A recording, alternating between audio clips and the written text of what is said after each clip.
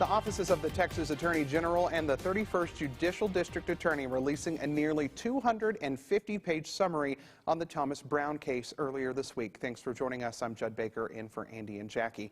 That summary of the investigation process, along with an overview of evidence, was somewhat contradicted by a private investigator's presentation in Canadian last night. KAMR Local 4's Kaylee Green joins us now live in studio with the latest. That's topping our news tonight at 6. Kaylee. All right, Kaylee, thank you for that. We have Klein's full presentation last night, along with the entire 249-page summary from the AG. It's all waiting for you right now at myhighplains.com. Demand for the vaccines could be going up in our area soon, why the Amarillo Public Health Department says the time is now if you haven't gotten your first or second dose. But first, we'll check in on our forecast with Chief Meteorologist John Harris. Good evening, John. Hint, hint, there may be a chance for storms. More on that in a moment, Judd. All right, John, we'll check in with you on those chances here after a while. Okay. The number of active cases of COVID-19 in Potter County, now fewer than 1,000. Facts not fewer tonight at 6. Today, Amarillo Public Health is reporting 106 new cases in Potter and Randall counties. There are 129 new recoveries and no new deaths, thankfully, to report today. We're sitting at more than 2,100 active cases at this time. The city of Amarillo says now is the time to get vaccinated for COVID. Amarillo Public Health Director Casey Stoughton says availability for COVID booster shots is increasing and young children are also becoming eligible for the vaccine. As the availability increases, so will the local demand. The city says now is the perfect time for those who have not gotten their shots to do so. Here's a look at some places you can go to get those shots. You can head over to the Public Health Department. They're open Monday through Friday, 850 Martin Road. You do need to set up an appointment before you go. If you don't want to set up an appointment, you can head over to the mobile vaccine clinic. It will be at the Joshua Tabernacle Baptist Church on Saturday from 9 to 1. Andy, you know, we just heard from the Amarillo Police Department moments ago. This is breaking within the last 30 minutes.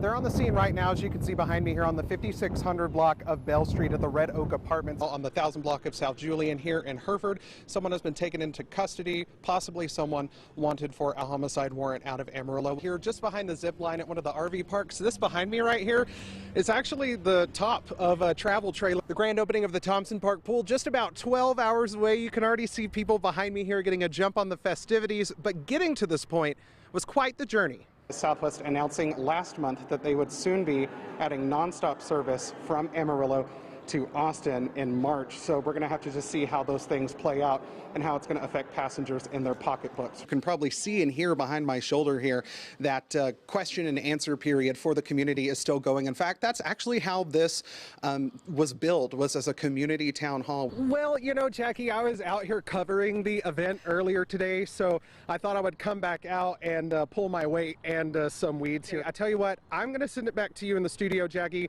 I've got a lot of more weeds to pull, and I do feel some ants marching up my legs. So before we have a scene on live television, I'll send it back to you. All right, Judd. Just off the town square in Memphis, Texas, sits a piece of the past. The historic Hall County Jail. This old pokey serves a much different purpose than it did 106 years ago.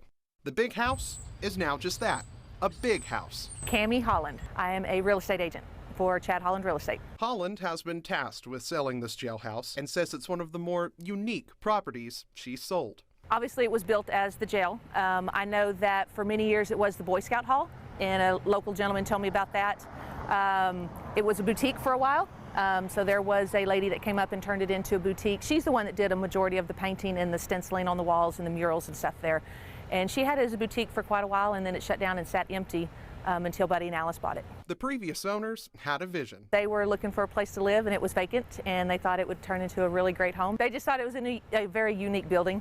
The home still has many unique jail-themed features. Keys belonging to old jail cells, which are still the doors to the upstairs bedrooms. And this safe in the wall, which Holland says no one has a key to. Its contents, a mystery. And the old sheriff's house also comes with the property. It, too, has had a facelift. And if the in-laws come along with you, there's always room out back in the Who Scout. We probably showed it maybe 2-3 dozen times. Some just because they wanted to see it, others because they were interested in it. Holland says some of the challenges with selling the property are more macabre. The history of it, with it being a prison and possible people dying in here, I think that was a lot of people's biggest fear is buying it and living in it and having ghosts in the property. But that hasn't stopped one family from starting the buying process. So we do have a buyer. It's a family out of Washington State, and they're going to turn it into an Airbnb. And news travels fast in Memphis. Hey, buddy. Their first guest, fittingly, a bandit himself. Not quite open yet. This is part of the challenge. It's what Amarillo hospitals have continued to express their concern about. Please don't get on a motorcycle, don't have a trauma, don't have a heart attack, because we're going to be at a point where we can't manage you.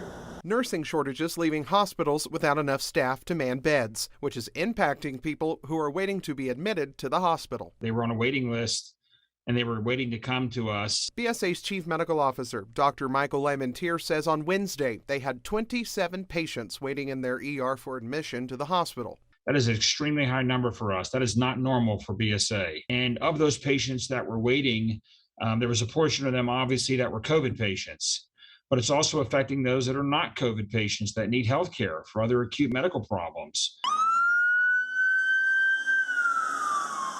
The situation similar at Northwest Texas, where Chief Medical Officer Dr. Brian Wise says they had 8 patients waiting in their ER. That's the best we've been in a while. And these are 8 people who are stuck in the emergency room waiting for a bed to come available because of our nursing shortage. And 34 patients at regional hospitals, some COVID positive, some not, all trying to get to Amarillo for critical care. So this is part of the challenge is we want to help these facilities, but as long as we continue to struggle with our own capacity, it really makes it very difficult for us to be able to bring these patients to a higher level of care in Amarillo. It makes us a 4-airline airport now, and we're really excited about this. Allegiant Airlines making its inaugural flight into Rick Husband Amarillo International Airport late Thursday afternoon. Oh, we're so excited to be here today. We got in a couple minutes early. We're going to head back out tonight. The airline introducing its nonstop service to Las Vegas and expanding flights to Austin and Phoenix on November 18th. All of that operates twice a week, so it's perfect for a vacation package for just the weekend. And yeah, we're excited, and the more people book, the more we want to add to it. I just think it's very significant. It's not only significant for Amarillo, but it's significant for the airline as well. Allegiant will be directly competing with Southwest Airlines, who already offers nonstop service to Las Vegas. The airport's director of aviation, Michael Connor, says they're hoping that they can sustain both services. I think it's a different crowd. People that fly Allegiant, they're really looking for low fares. They're a little bit less time sensitive, so I think it'll be a good complimentary service at this point, and then we'll just see what happens. We're hoping for the best. Las Vegas isn't the only competition between the two. Southwest Airlines announcing they too would begin nonstop flights from Amarillo to Austin coming March 2022. We think that there's so many folks here in Amarillo who want to go on vacation, and we're excited to be able to offer another option. And the low fares and nonstop flights, that's all we do at Allegiant.